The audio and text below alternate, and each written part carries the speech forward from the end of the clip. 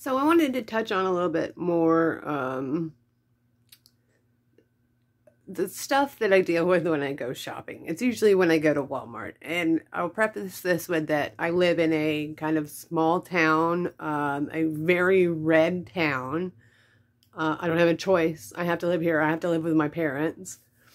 And when I go into Walmart, which is, you know, one of the only options of stores that we have here, I usually have to take one of those drivable little buggy cart, you know, I can't think of what they're called right now. You know what I'm talking about. So anyways, I have my own wheelchair. It's just more of a pain in the ass to haul that into my car, haul it out of the car, wheel myself in because it is a manual chair and I have hand and shoulder and elbow pain.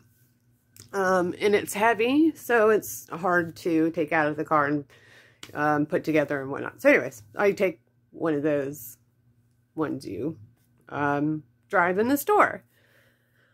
I will get people stopping in front of me. I will get dirty looks.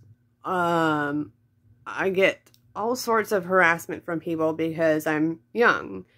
And there's nothing visibly wrong with me. They just usually, I guess they're assuming that I'm doing it for fun or because I'm lazy or I don't know.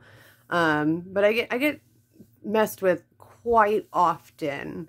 Now there's some nice people that will ask me if I need help when I'm, you know, reaching for something off the shelf. There's you know, people that just ignore me, which is fine. Ignore me. I'd rather you ignore me. But there's all too often people that will mess with me. And this is something that I'm not alone in dealing with. This happens all the time to people with invisible illness, or invisible disabilities, or, you know, that need a little help to get around. Now today I didn't have I didn't use one because I was just going in to grab two things from one area and go right back out. I will pay for it tonight. My heel already hurts from just walking that little bit through the store, but I didn't feel like grabbing it, so I didn't. And I was parked in a handicap parking space. I walked out, and as I was going to unlock my car, a group of guys in a car, young guys behind me, yelled at me, "Your something sucks." I couldn't hear what it was because they were driving kind of fast because they were very brave about harassing me for no reason. And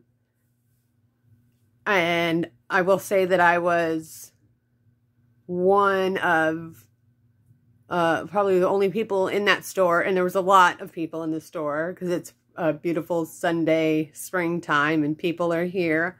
But I was like the only one wearing a mask because I need to. I get sick very easily. I've already had COVID twice probably. The first time I wasn't on any RA medication, so my overactive immune system helped fight it off. The second time I'm triple vaxxed, and I'm on hydroxychloroquine as one of my medications. But I still am feeling the effects from it. I still have really bad fatigue. I keep running out of breath really easily. You know, it was awful when I had it. I was hallucinating.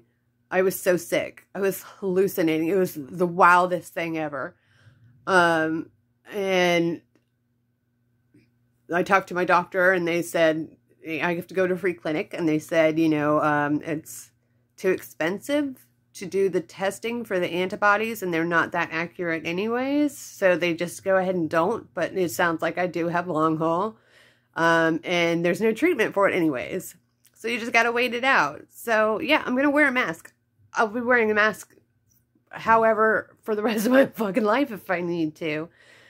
So, you know, it could have just been, they were like, oh, somebody that seems like an easy target, let's yell at them. Or it could have been because I was wearing a mask, or it could have been because I was parked in a handicap spot. I don't know why, but I'm not angry about it, like, because I'm so fucking used to being harassed by people for merely existing and shopping.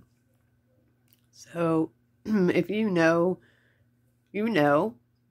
And if you don't, now you do. So have a good day.